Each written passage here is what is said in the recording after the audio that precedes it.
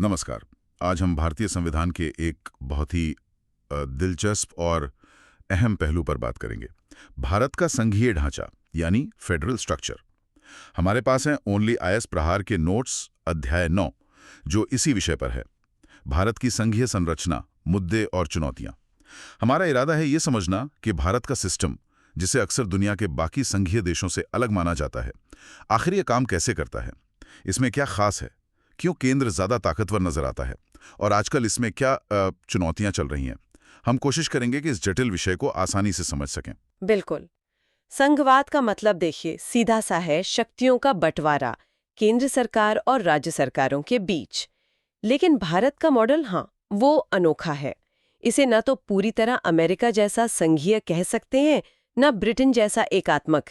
इसीलिए इसे अर्ध संघीय या क्वासी फेडरल कहते हैं, या फिर अपनी तरह का अनूठा संघ, मतलब फेडरेशन सुई जेनेरिस। आज हम इसी अनोखेपन की परतों को खोलने की कोशिश करेंगे। तो चलिए शुरू करते हैं। सबसे पहली बात जो दिमाग में आती है वो ये कि भारत और अमेरिका के संघवाद में बुनियादी फर्क क्या है। सुना है अमेरिका में राज्य मिलकर देश बनाते हैं, पर भारत में कहानी थोड़ी उल्टी है। हाँ, ये बहुत बड़ा अंतर है और यहीं से भारत के सिस्टम की कह सकते हैं खासियत शुरू होती है। अमेरिका में क्या हुआ कि पहले से मौजूद स्वतंत्र राज्यों ने मिलकर एक समझौता किया और यूनाइटेड स्टेट्स ऑफ अमेरिका बनाया। हाँ। उनकी अपनी पहचान पहले थी, संघ बाद में बना। भारत में संविधान ने पहले एक संघ बनाया, India that is Bharat shall be a union of states, हाँ। और फिर उस संघ के भीतर राज्यों को मतलब प्रशासनिक सुविधा के लिए बनाया या पुनर्गठित किया गया। इसीलिए यहाँ राज्यों को संघ से अलग होने का कोई अधिकार नहीं है। हाँ। और संसद राज्यों की सीमाएं बदल सकती हैं, नए राज्य बना सकती है। ये शक्ति अमेरिकी केंद्र के पास नहीं है। ये महत्वपूर्ण है। अच्छा, तो मतलब राज्यों ने मिलकर केंद्र नहीं बनाया, बल्कि एक तरह से केंद्र ने राज्यों को व्यवस्थित किया।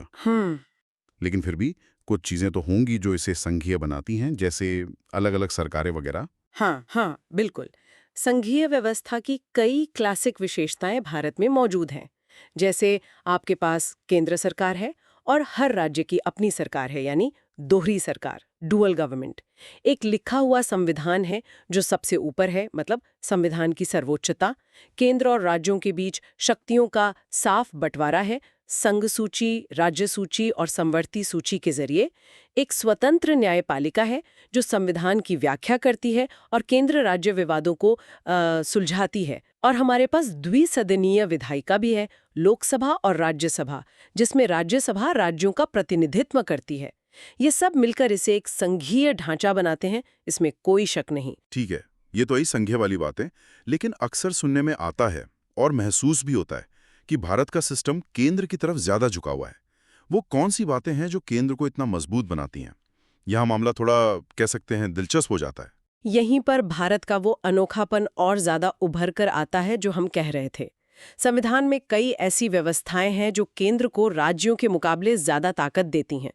इन्हें हम एकात्मक या यूनिटरी विशेषताएं कहते हैं। जैसे पूरे देश के लिए एक ही संविधान है, सिंगल कॉन्स्टिट्यूशन। राज्यों के अपने अलग संविधान नहीं है, जैसा अमेरिका में कुछ हद तक है। एक ही नागरिकता है, सिंगल सिटीजनशिप। न्यायपालिका एकीकृत है, इंटीग्रेटेड जुडिशरी, मतलब सुप्रीम कोर्ट सबसे ऊपर और हाई कोर्ट उसके अधीन। और सोचिए, अखिल भारतीय सेवाएं, आईआईएस, आईपीएस, आईएफएस, इन्हें चुनता और ट्रेनिंग देता है केंद्र, पर ये काम राज्यों में करते हैं। तो जाहिर है इससे राज्यों के प्रशासन पर केंद्र का एक तरह का प्रभाव रहता है। और राज्यपाल की भूमिका, वो तो हमेशा ही डिबेट में रहती है। राज्य में केंद्र के प्रतिनिधि की तरह काम करते हैं। उनके पास राज्य के कानूनों को राष्ट्रपति की सहमति के लिए आरक्षित करने की शक्ति होती है। और सबसे विवादास्पद है अनुच्छेद 356 यानी राष्ट्रपति शासन, प्रेसिडेंट्स रूल, हाँ, वो तो है। जिसके तहत केंद्र किसी राज्य सरकार को बर्खास्त कर सकता है। इसका कई बार आरोप लगते हैं कि राजनीतिक दुरुपयोग हुआ है, खासकर जब केंद्र और राज्य में अलग-अलग पार्टियों की सरकारें हों।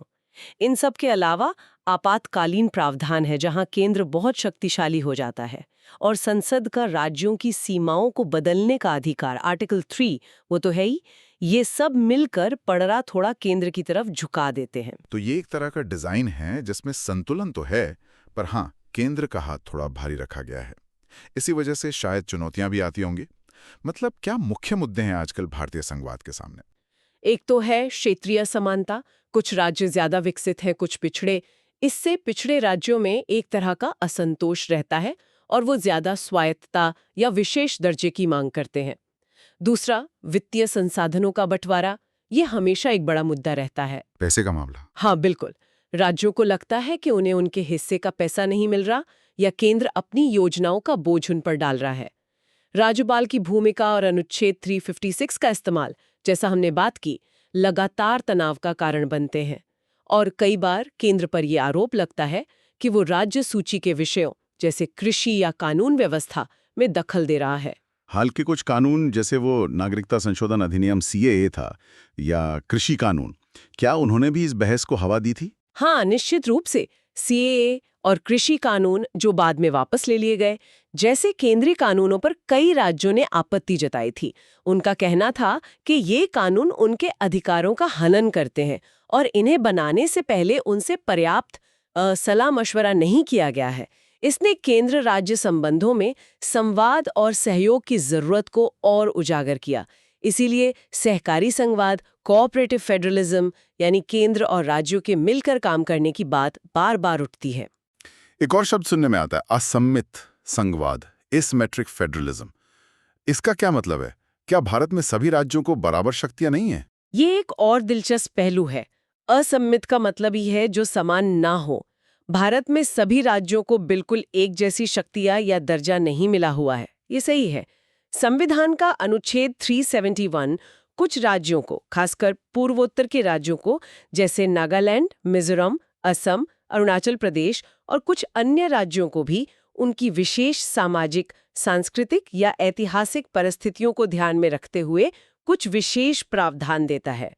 ये उनकी पहचान और हितों की रक्षा के लिए किया गया है। इसके फायदे और नुकसान क्या है? क्या ये समानता के सिद्धांत के खिलाफ नहीं है? इसका फायदा ये है कि ये अनेकता में एकता को बनाए रखने में मदद करता है। ये अल्पसंख्यक समूहों और विशिष्ट पहचान वाले क्षेत्रों को ये आश्वासन देता है कि उनकी जरूरतों का ध्यान रखा जाएगा। लेकिन आलोचना ये होती है कि हाँ, ये समानता के विचार के विपरीत है और कभी-कभी ये विशेष प्रावधान वोट बैंक की राजनीति या दबाव समूहों के कारण दिए जाते हैं, न कि वास्तविक जरूरत के आधार पर। जम्मू और कश्मीर से अनुच्छेद 370 का हटाया जाना वो इसी बहस का एक बहुत बड़ा उदाहरण है, जिसने सवाल को फिर से खड़ा किया कि क्या इसे विशेष दर्जों की जरूरत है या सभी राज्यों के साथ समान व्यवहार होना चाहिए। केंद्र और राज्यों के रिश्ते तो जाहिर है हमेशा ही बदलते रहे होंगे। वो कौन से मुद्दे हैं जिन पर सबसे ज्यादा टकराव होता है और क्या इन्हें सुलझाने की कुछ कोशिशें हुई हैं? टकराव के मुख्य बिंदु वही हैं जिनकी हमने थोड़ी बात की।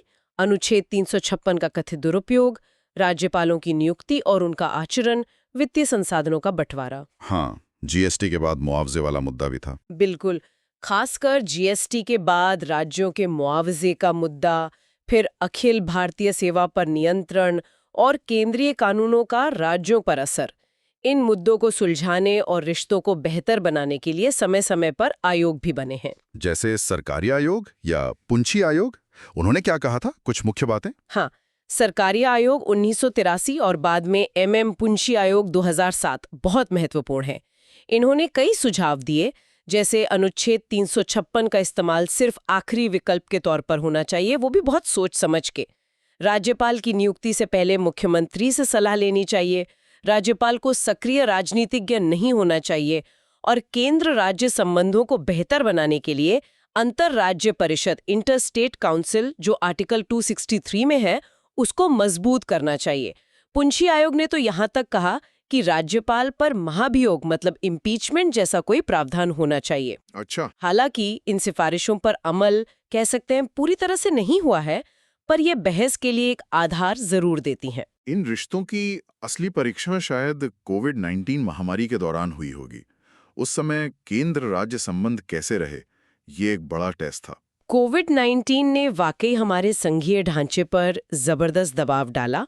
बिल्कुल सही कहा आपने, एक बड़ा टेस्ट था।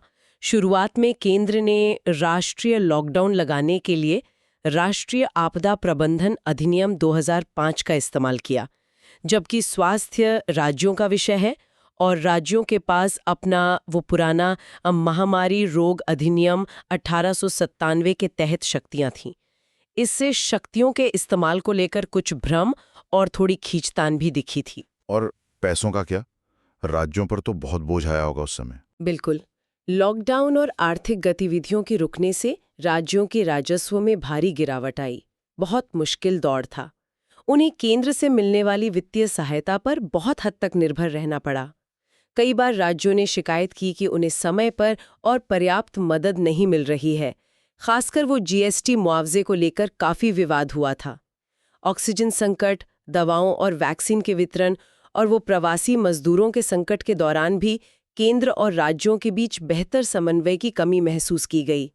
इस पूरे अनुभव ने एक बार फिर दिखाया कि आपदा के समय सहकारी संघवाद कितना जरूरी है, मिलजुल कर काम करना। योजना आयोग को हटाकर 2015 में नीति आयोग बनाया गया था। कहा गया कि ये सहकारी संघवाद को बढ़ावा देगा। क्या लगता है ऐसा हुआ है? देखिए, नीति आयोग का उद्देश्य तो यही था कि योजना आयोग के टॉप डाउन मॉडल, मतलब ऊपर से नीचे निर्देश देने वाले मॉडल से हटकर राज्यों को नीति निर्माण में ज्यादा भागीदार बनाया जाए। ये सहकारी संघवाद के साथ साथ प्रतिस्पर्धी संघवाद यानी कम्पेटिटिव फेडरलिज्म को भी बढ़ावा देता है। हाँ, वो रैंकिंग वगैरह निकालते हैं। हाँ, बिल्कुल। जैसे विभिन्न सूचकांकों के जरिए राज्यों की रैंकिंग निकालना ताकि उनमें अच्छा प्रदर्शन करने की होड़ लगे। इसके वो 7 स्तंभ भी बताए गए थे: जनसमर्थक, सक्रियता, भागीदारी, सशक्तिकरण, समावेश, समानता और पारदर्शिता। लेकिन क्या ये वाकई राज्यों को ज्यादा ताकत दे पाया है? योजना आयोग तो राज्यों को फंड भी देता था, उसका एक रसूख था। यही नीति आयोग की एक बड़ी सीमा मानी जाती है। सही पकड़ा आपने। इसके पास फंड आवंटित करने की सीधी शक्ति नहीं है, जो योजना आयोग के पास थी। अब फंड का बंटवारा काफी हद तक वित्त आयोग, फाइनेंस कमीशन की सिफारिशों पर निर्भर करता है। आलोचकों का कहना है कि नीति आयोग ज्यादातर एक थिंक टैंक या सलाहकार संस्था बनकर रह गया है और अभी भी महत्वपूर्ण नीतियों पर केंद्र का ही दबदबा रहता है। राज्यों की भागीदारी बड़ी है, इसमें शक नहीं, लेकिन क्या वो वाकई सशक्त हुए हैं, इस पर बहस जारी है। भारत में एक और लगातार चलने वाला मुद्दा है नदियों के पानी का बंटवारा। ये भी तो राज्यों के बीच तनाव का बड़ा कारण है ना? हाँ, अंतर्राज्यीय नदी जल विवाद, इंटरस्टेट वाटर डिस्प्यूट्स भारत में एक बहुत ही गंभीर और पुरानी समस्या है। कई नदियां एक से ज्यादा राज्यों से होकर बहती हैं और उनके पानी के इस्तेमाल, बंटवारे और नियंत्रण को लेकर अक्सर झगड़े होते हैं। कावेरी का तो सुनते ही रहते हैं। हाँ, कावेरी, कृष्णा, महानदी, रावी, ब्यास, कई विवाद हैं। संविधान का अनुच्छेद 262 संसद को ऐसे विवादों के निपटारे के लिए कानून बनाने का अधिकार देता है। तो इसके लिए क्या व्यवस्था है? क्या कोई स्थायी समाधान जैसा कुछ है? संसद ने अंतर्राज्यीय जल विवाद अधिनियम 1956 बनाया है। इसके तहत केंद्र सरकार किसी राज्य के अनुरोध पर एक अस्थायी न्यायाधिकरण, मतलब एड हॉक ट्राइब्यूनल बना सकती है, जो विवाद का फैसला करेगा। लेकिन समस्या ये है कि इन न्यायाधिकरणों को फैसला देने में सालों लग जाते हैं। बहुत लंबा खिंचता है मामला, और उनके फैसले को मानना या लागू करना भी अक्सर मुश्किल होता है। कई बार मामले सुप्रीम कोर्ट पहुंच जाते हैं, जिससे और देरी होती है।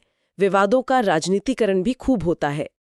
जल को संवर्ती सूची में लाया जाए, इस पर भी बात होती है, और नदी बेसिन के स्तर पर प्रबंधन के लिए संगठन बने, रिवर बेसिन ऑर्गेनाइजेशन।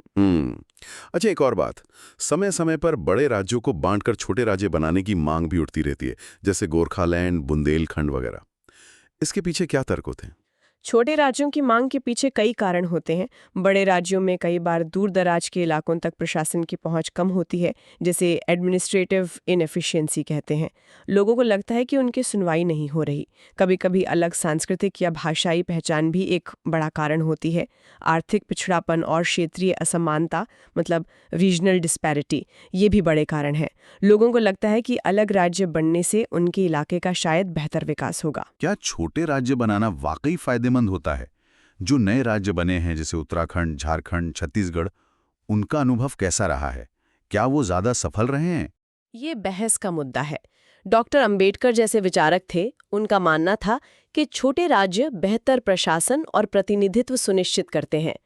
कुछ हद तक ये सही भी हो सकता है कि छोटे राज्यों में सरकार लोगों के ज्यादा करीब होती है। शायद। लेकिन जो नए राज्य बने हैं उनका प्रदर्शन मिला जुला रहा है।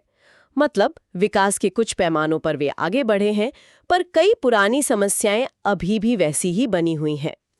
इसलिए ये कहना मुश्किल है कि सिर्फ राज्य छोटा कर देने से सारी समस्याएं हल हो जाएंगी।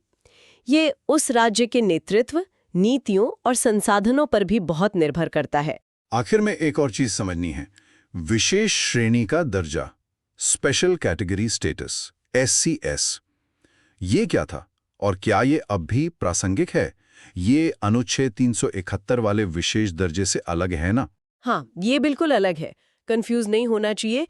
अनुच्छेद 371 वाला विशेष दर्जा यानी स्पेशल स्टेटस वो संवैधानिक है और कुछ राज्यों की विशेष जरूरतों के लिए है, जबकि विशेष श्रेणी का दर्जा SCS ये एक वित्तीय व्यवस्था थी। इसे 1969 में 5वें वित्त आयोग की सिफारिश पर वो गार्डगिल फॉर्मूला था, उसके तहत शुरू किया गया था। ये उन राज्यों को दिया जाता था जो पहाड़ी या दुर्गम इलाके वाले हों, जिनकी जनसंख्या घनत्व कम हो या जो आर्थिक रूप से पिछड़े हों, सीमावर्ती हों, मतलब कुछ खास भौगोलिक और आर्थिक चुनौतियों वाले राज्य। तो SCS वाले राज्यों को क्या फायदा मिलता था और अब ये क्यों कम प्रासंगिक हो गया है? SCS राज्यों को केंद्र प्रायोजित योजनाओं यानी सेंट्रली स्पॉन्सर्ड स्कीम्स में 90% पैसा अनुदान के रूप में, मतलब ग्रांट के रूप में केंद्र से मिलता था, जबकि बाकी राज्यों को शायद 60-70% ही मिलता था। उन्हें टैक्स में भी कुछ रियायतें मिलती थीं। लेकिन जब से योजना आयोग खत्म हुआ और नीति आयोग आया, तब से योजना आधारित अनुदान, वो गार्डगिल फॉर्मूला वाले ग्रांट्स बंद हो गए हैं। अब केंद्र से राज्यों को फंड का हस्तांतरण मुख्यतः वित्त आयोग की सिफारिशों के आधार पर होता है, जो सभी राज्यों की जरूरतों का ध्यान रखता है, चाहे वो SCS वाले हों या न हों। इसलिए SCS की अवधारणा काफी हद तक अप्रासंगिक हो गई है, ऐसा माना जाता है। रघुराम राजन समिति ने SCS के बजाय सबसे कम विकसित राज्यों, लीस्ट डेवलप्ड स्टेट्स की पहचान करके उन्हें ज्यादा मदद देने का सुझाव दिया था। वो एक अलग तरीका हो सकता है। तो इस पूरी बातचीत का निचोड़ ये निकलता है कि भारत का संघीय ढांचा एक बड़ी अनोखी चीज है, न पूरी तरह संघीय न पूरी तरह एकात्मक, बल्कि एक मिला-जुला रूप जो अपनी जरूरतों के हिसाब से खड़ा गया है और ये लगातार संतुलन बनाने की कोशिश है, एक बैलेंसिंग एक्ट। बिल्कुल सही कहा। ये एक गतिशील व्यवस्था है, एक डायनामिक सिस्टम है।